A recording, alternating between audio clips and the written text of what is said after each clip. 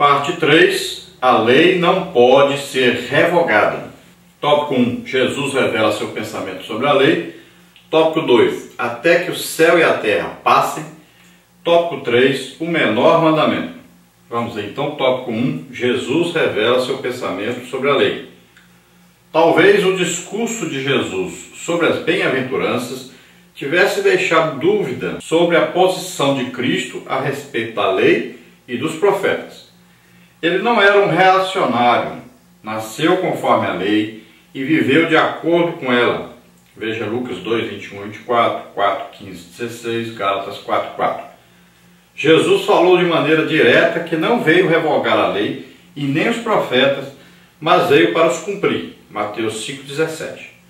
Havia chegado o momento de esclarecer seu pensamento sobre a lei. Então, no Sermão do Monte, Jesus fala sobre várias coisas. E veja bem que a exigência do Novo Testamento, a exigência do Sermão do Monte, é maior do que o Sermão da Lei. Veja bem que a exigência é muito maior.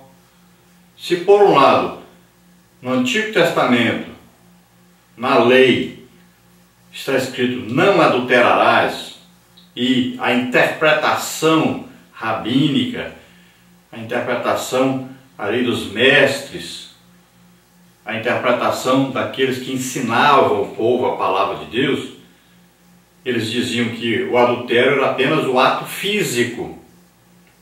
Então veja só, e nem citavam adultério quando muitas vezes o homem é que praticava esse adultério, muitas vezes era até faziam vista grossa. Agora, Jesus está dizendo que o homem só de olhar para uma mulher com a intenção de ter um ato sexual com ela, já é adultério. Então veja só, a exigência é maior ainda. Então, ficou a dúvida, será que Jesus veio mudar? Será que ele veio aí enfrentar isso? Que ele quer acabar com a lei? Será que ele vai enfrentar Moisés? Será que ele vai aí dizer que as leis que Deus deu para Moisés não valem? E ele vai mudar tudo isso? Então ele mesmo vai dizer aí, eu não vim mudar nada, eu vim cumprir. No tópico 2 aí, até que o céu e a terra passem. Jesus disse que até que o céu e a terra passem, nem um jota ou um tio se omitirá da lei, sem que tudo seja cumprido. Mateus 5, 18. O jota é a menor letra do alfabeto hebraico, ocupa metade da linha na escrita. É a 10ª letra e se chama Iod.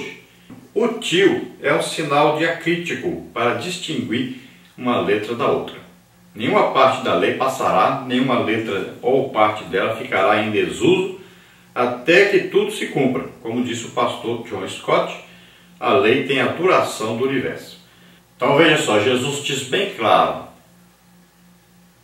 nem um jota nem um tio será retirado da palavra de Deus, nada mudará, até que a terra se passe. Poderia alguém, e a maioria das pessoas interpretam isso dizendo assim, que olha, é eterno, Jesus está dizendo que nunca vai se acabar, que nunca vai passar e tal. Então a maneira de interpretar é essa, é eterna a palavra de Deus, não muda, não acaba nunca.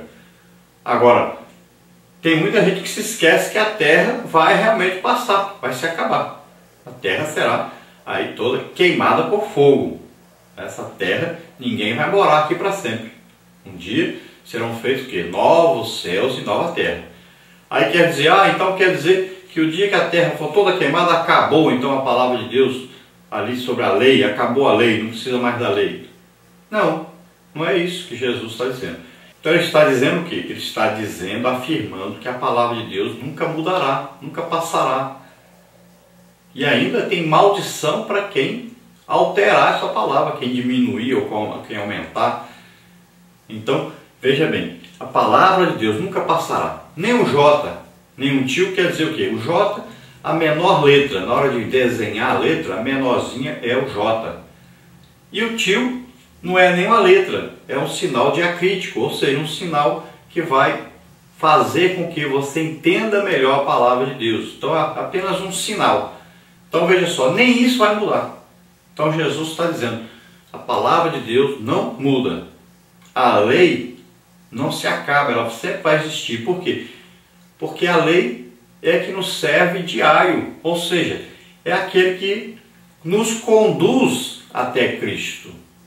A lei é que vai fazer com que haja o quê? Um prumo. Como é que nós vamos nos guiar? O que vai dizer que está certo e que está errado? É a lei. Então a lei vai nos condenar, na verdade, mostrando, revelando o pecado, para que nós necessitemos de um Salvador, que é Jesus Cristo. Então assim como a criança tinha lá uma pessoa para cuidar dela até ela ficar adulta, assim também a lei foi nos conduzindo, ela foi nos regulamentando, foi cuidando de nós, foi nos regulando até onde pode ir e tal, foi até onde? Até encontrarmos Jesus Cristo. Então a lei é a sombra, Jesus é a perfeição, é a pessoa que causa a sombra. Então, se eu cheguei a Jesus, não preciso mais da sombra. Agora a sombra é importante, porque é ela que me conduziu até o verdadeiro, até Jesus Cristo. Tópico 3, o menor mandamento. Há muita discussão sobre esta questão. Uns acham que Jesus se referia ao Jota e ao tio, outros aos preceitos cerimoniais. Havia longos debates entre os rabinos da época sobre os mandamentos mais leves e mais pesados. Eles consideravam o mandamento leve não tomar a mãe com os filhotes num ninho, Deuteronômio 22:6. Parece existir, sim, na lei, mandamento de maior ou de menor importância, Mateus 23:23. Porém, não é disso que Jesus está falando aqui, pois o enfoque é sobre o anular a autoridade da lei e ensinar que ela pode ser ignorada. O verbo grego elio, cuja ideia básica é desatar, desamarrar, soltar, empregado mais adiante para anular, João 10:35. Então veja bem, Jesus não está falando apenas do decálogo, ele está falando de toda a lei, aqueles 613 preceitos que existem dentro da palavra de Deus, ali no Pentateuco. Então veja só, ele está dizendo que nenhuma dessas coisas vai mudar, e também está dizendo que aquele que ensinar alguém que não precisa fazer, que aquilo não é importante, qualquer coisa que está ali, então esse será chamado menor no reino dos céus. Por quê? Porque ele está desconsiderando a palavra de Deus. Ele está ensinando erroneamente. Ninguém pode ensinar isso. A lei não tem necessidade dela, não presta, não serve. Mas como? Paulo diz que o mandamento é santo, é puro, é importante, é necessário. Então, Jesus está dizendo isso. É importante. Não pode ficar sem a lei. Ninguém pode dizer que a lei não serve para nada. Não, de maneira alguma. Toda a palavra de Deus é importantíssima para nós. Então, dentre esses preceitos, essas normas, todas, é claro que existem menores e maiores, é evidente. Nós não estamos dizendo, um pedaço da palavra de Deus é importante, outra não. Não é isso. Nós estamos dizendo, nós não estamos afirmando isso aí, dizer, isso aqui é maior, isso aqui é menor, tudo é importante. Agora, é claro que em grau de necessidade, de importância, existe diferença sim.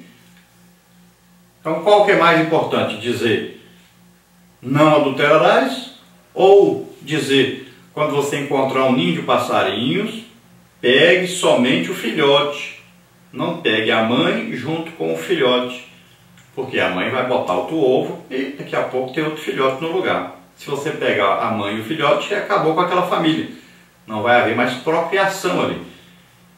Então era o quê? Um mandamento? É uma ordem? É um ensino? Agora, não quer dizer que isso aí vai te condenar da mesma maneira que vai condenar você a adulterar. Veja bem, alguém no arrebatamento da igreja, eu creio que ele vai subir se ele tiver mexido no ninho de passarinho e tiver pego a mãe com o filhote. Agora, não creio que alguém vai subir no arrebatamento ele estando em adultério. Então deu para entender direitinho aí, né? a importância maior de um mandamento do que outro. Parte 4, a lei e o evangelho. Tópico 1, o papel da lei. Ninguém é justificado pelas obras da lei. Gálatas 2,16. A função dela não é salvar, mas nos conduzir a Cristo. Gálatas 3, 11 e 24. Ela veio para revelar e condenar o pecado. Romanos 3, 27, 7. Deve o cristão anular a lei? A resposta paulina é: de maneira nenhuma. Antes estabelecemos a lei. Romanos 3, 31. O que isso significa? Que a fé cristã não é antinomianista, do grego anti, contra, nomos, lei. Isso diz respeito aos que erroneamente pregavam que a graça dispensa a obediência. O apóstolo refutou tal ideia a vida inteira. Gálatas 5,13. Olha bem, ninguém é justificado pela lei, ou seja, ninguém é salvo porque cumpriu a lei. Por que ninguém é salvo porque cumpriu a lei? Porque ninguém cumpriu a lei. Só Jesus cumpriu a lei. Ninguém consegue. Não existe como falar: essa pessoa aqui cumpriu toda a lei. Ninguém. Não tem como. E a própria Bíblia, ela mostra que ninguém cumpre toda a lei. Se você procurar nos maiores personagens bíblicos, você vai sempre encontrar alguma coisinha ali. A pessoa às vezes é tudo certo, menos alguma coisinha. Nessa coisinha é que ele está condenado. Então ele é justificado não por cumprir a lei. Ele é justificado porque creu em Deus. Então é pela fé em Deus. Nunca pela lei. Se nós olharmos, por exemplo, para Davi, como é que Davi ia ser justificado? Se ele adulterou, se ele matou, se ele fez tanta coisa ruim. Como é que Salomão ia ser justificado? Se ele teve várias mulheres, se ele caiu na idolatria, como é que ia ser? Não tinha jeito. Você olha, Samuel, um exemplo, né, de homem de Deus, mas não tinha autoridade sobre os seus filhos. Então você vai olhando na Bíblia e você vai vendo quantas pessoas, e você chega à conclusão: mas tinha um problema. Alguma coisa desabonava. Alguma coisa da lei ele não cumpria. Então ele está condenado, porque uma coisa só condena. Então como é que era a justificação? A justificação sempre através da fé que a pessoa tinha em Deus. Acreditar em Deus, pedir perdão a Deus, reconciliar com Deus, agradar a Deus, sempre acreditando em Deus, apesar das fraquezas, dos pecados cometidos. E no Novo Testamento? No Novo Testamento, sempre é pela graça de Deus que nós somos salvos, através do quê? De Jesus Cristo. Ele que veio levar os nossos pecados sobre ele e morrer em nosso lugar. Então, é sempre pela graça, porque tem que passar por Jesus. Agora, é preciso também um ingrediente chamado fé. Acreditar nisso. Acreditar que Jesus morreu em nosso lugar, que ele levou os nossos pecados sobre ele. Então, olha só, no Antigo Testamento não precisava de acreditar que Jesus morreu em nosso lugar, porque ele não tinha morrido ainda. Olha só como é que no Novo Testamento a coisa é maior. É maior ainda a exigência. Precisa da graça de Deus e precisa da fé.